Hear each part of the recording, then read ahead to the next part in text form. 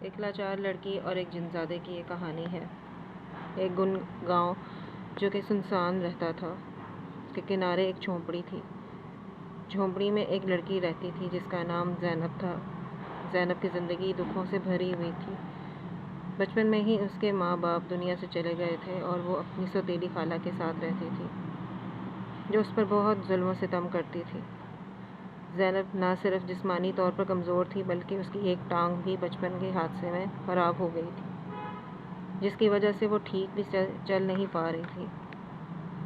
گاؤں والے اس لاچار زینب کہتے تھے۔ ہر روز وہ لنگڑاتی ہوئی قریبی جنگل میں جا کر لکڑیاں جمع کرتی اور گھر لا کر اپنی خالہ کو دیتی، لیکن اس کے بدلے میں اسے صرف ڈانٹ اور مار ملتی۔ ایک رات جب چاند آسمان پر آدھا چمک رہا تھا اور صرف ہر طرف خوف پھیلا ہوا تھا، زینب حسب معمول لکڑیاں لینے جنگل میں گئی۔ لیکن اس رات کچھ مختلف تھا، کچھ الگ۔ جنگل میں عجیب سی سرگوشی گونج رہی تھی۔ ہوا میں ایک سردی تھی جو سیدھی دل پر اترتی تھی۔ اچانک زینب کو ایک پرانی حویلی نظر آئی جو پہلے کبھی اس نے نہیں دیکھی تھی۔ حویلی ٹوٹی ہوئی تھی، دروازے زنگ آلود اور کھڑکیاں اندر سے بالکل ٹوٹی پھوٹی تھیں۔ وہ ڈرتے ڈرتے اندر داخل ہوئی۔ جیسے ہی وہ اندر گئی، دروازہ خود بخود کھل گیا اور پھر بند ہو گیا۔ زینب کا دل زور زور سے دھڑکنے لگا۔ کون ہے یہاں؟ اس نے سوال کیا۔ اس نے کانپتی ہوئی آواز میں پوچھا۔ اچانک ایک سنہری خوفناک آواز گونجی۔ میں ہوں اس حویلی کا مالک۔ زینب کے سامنے ایک سایہ نمودار ہوا جو آہستہ آہستہ ایک جن کی شکل میں اختیار ہونے لگا۔ اس کی آنکھیں سرخ، قد بہت لمبا اور چہرہ خوفناک تھا۔ میں تمہیں کب سے دیکھ رہا ہوں، جن بولا۔ زینب خوف سے کانپنے لگی، لیکن اس کے پاس بھاگنے کی طاقت بھی نہیں تھی۔ مجھے مت مارنا، مجھے معاف کر دو، میں وہاں سے چلی جاؤں گی۔ وہ روتے ہوئے جن کو کہنے لگی۔ کچھ دیر خاموش رہا، پھر بولا، میں تمہیں نقصان نہیں پہنچاؤں گا۔ تم دل کی بہت اچھی ہو، نیک ہو، لیکن تمہاری روح بہت پاک ہے۔ یہاں سے چلی جاؤ۔ زینب کی آنکھوں میں آنسو آ گئے۔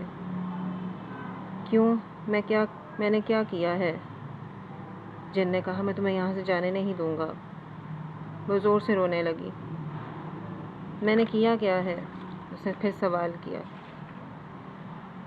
میں اس حویلی میں صدیوں سے قید ہوں، جن نے کہا۔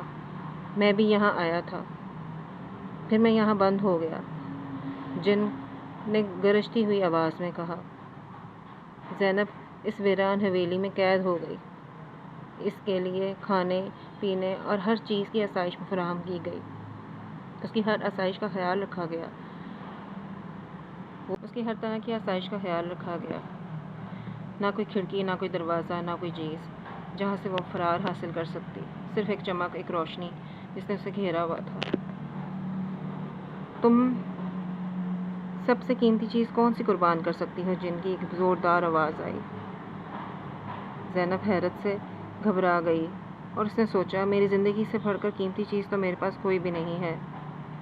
اگر تم چاہو تو وہ لے لو۔ تم اپنی جان قربان کر سکتی ہو۔ تم اپنی جان کیا مجھے دے دو گی؟ جن نے اس سے سوال کیا۔ زینب نے کہا، میری زندگی آگے ہی دکھوں سے بھری ہوئی ہے۔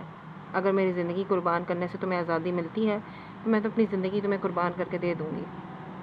جن کی آنکھوں میں آنسو آ گئے، جو آگ کی طرح چمک رہی تھی۔ میں تمہیں مرنے نہیں دوں گا۔ اس لمحے حویلی میں زلزلہ سا آیا اور ایک روشنی نمودار ہوئی۔ ایک آواز گونجی، سچی قربانی کبھی ضائع نہیں جاتی۔ روشنی نے جن کو گھیر لیا اور آہستہ آہستہ وہ اس انسان میں تبدیل ہو گیا۔ جادو ٹوٹ گیا، وہ آزاد ہو گیا۔ زینب بے ہوش ہو گئی۔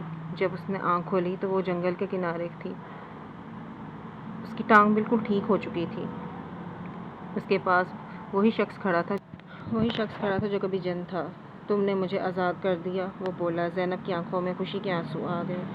اور تم نے مجھے نئی زندگی دی ہے، اس کے بدلے میں نے تحفے میں تمہیں نئی زندگی دی ہے، جاؤ اپنی زندگی جیو۔